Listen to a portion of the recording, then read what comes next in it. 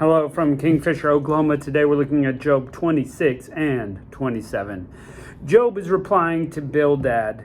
He says, what are your credentials? What is it that you think you have over me? What are you in charge of? Look, hell lies open before God himself. God makes the north. He hangs the earth, on an invisible hook, basically. He binds the waters into clouds. God is the creator. Heaven trembles at God's. By God's directions, things happen. We know all these things about God, yet we're barely even scratching the surface. So how is it that you think you're going to confront God? Job goes on to say in the next chapter, God has vexed me, but that Job will speak the truth. He does hold fast to his righteousness despite what his friends said. We're, 20 plus chapters in of his friends blaming him for sin, and he's still protesting his innocence. Job says, I'm going to keep my integrity because after all, what hope does a hypocrite have? Will God hear the hypocrite when he cries out? No, God's going to punish him. So here's where Job agrees with his friends. He's like, yes. Bad things happen to those bad people. God will punish them. The wicked will be punished. The wicked's children will even be punished. Whatever he builds will amount to nothing. God will tear it down. God will punish. So Job is agreeing with his friends, but he's also confused. That's what he's saying. He's vexed because he hasn't done anything and it's still happening. So it almost seems like Job does not understand the concept that sometimes bad things just happen to good people for reasons we don't know. And that's kind of the point of this book.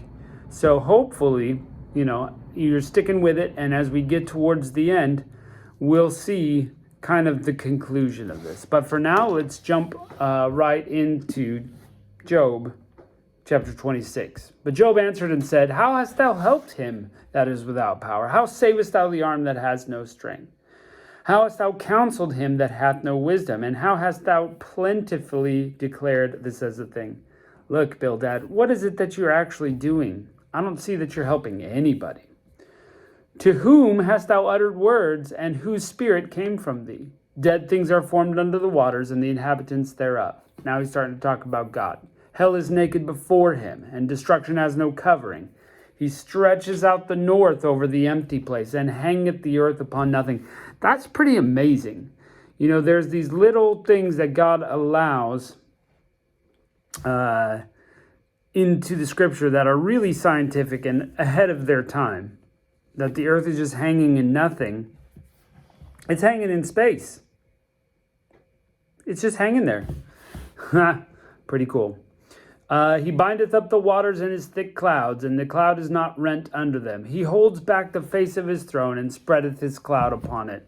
God is doing these amazing things, clouds and rain and thunder and lightning, and God is doing all these things. Who are you? Who am I? He hath compassed the waters within the bounds until the day and night come to an end. So the ocean has a limit, friends. It's not going anywhere. God made it limited. The pillars of heaven tremble and are astonished at his reproof. He divideth the sea with his power, and his understanding he smiteth through the proud. By his spirit he hath garnished the heavens, and by his hand he has formed the crooked serpent. So God is the creator. He made the sea. He made all the people. He made the heavens and decorated them just how he wanted. He also formed the serpent. Lo, these are the parts of his ways, but how little a portion is heard of him. But the thunder of his power, who can understand? God is still mysterious, friends. We don't understand everything even today. The more we know, it seems like the more that we don't know as well. So really, are you going to judge God? How much do you know about him? And there's so much more you don't know, Job says. Okay. Chapter 27. Moreover, Job continued his parable and said, as God liveth, who taketh away my judgment, and the Almighty, who hath vexed my soul, All the while my breath is in me and the Spirit of God is in my nostrils, my lips will not speak wickedness, nor my tongue utter deceit. God forbid that I should justify you. Till I die, I will not remove mine integrity from me. So Job is sticking with it. I'm going to stay righteous. I'm going to act in integrity. My righteousness I hold fast. I will not let go of it. My heart shall not reproach me as long as I live. Let mine enemy be as the wicked, and let he that riseth up against me as the unrighteous. You go be wicked, but I'm not going to do it.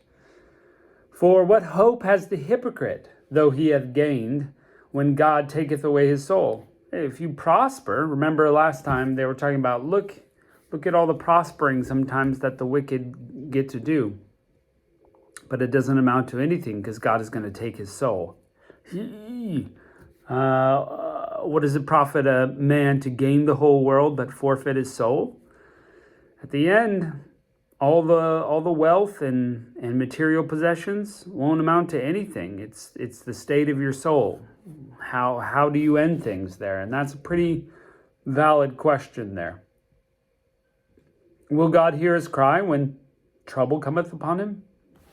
This is the hypocrite. Will God delight himself in the Almighty? Or will he delight himself in the Almighty, the hypocrite? Will he always call upon God? I will teach you by the hand of God that which is with the Almighty, and I will not conceal. Behold, all you yourselves have seen it. Why then are ye all thus together in vain? This is the portion of the wicked man with God, and the heritage of the oppressors, which they shall receive of the Almighty. If his children be multiplied, it's for the sword. The wicked man is only having lots of children, which was seen to be a blessing, but they're going to die, so why have them all? That's not going to do him any good. And his offspring shall not be satisfied with bread. Those that remain of him shall be buried in death, and his widow shall not weep. You might have lots of kids, but it's not going to go well. They're going to die by the sword. They're going to be buried. Widows are going to be there. By the time the hypocrite's dead, his children will all be dead too. So all those blessings, gone.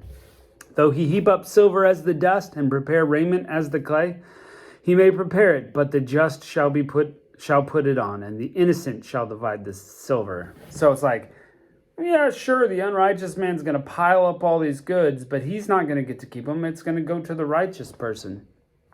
He buildeth his house as a moth, and as the booth that the keeper maketh. The rich man shall lie down, but he shall not be gathered. He openeth his eyes, and he is not. Terrors take hold of him on the waters, and tempest stealeth him away in the night. The east wind carrieth him away, and he departeth. As a storm hurleth him out of the place. He's not going to be able to build anything. He's not going to be able to make it anywhere. God is going to take it all away. For God will cast upon him and not spare, and he would fain flee out of his hand. Men shall clap their hands at him and hiss him out of their place. So the hypocrite, the evil man, will not succeed in the long run. And maybe that's an eternal thing. Maybe it's not in this life, but God will catch up to everybody. But it still doesn't answer the question of why Job, the innocent man, has to suffer. So we're going to have to keep looking in this book and see how that gets answered. Thanks for joining us, and we'll catch you next time.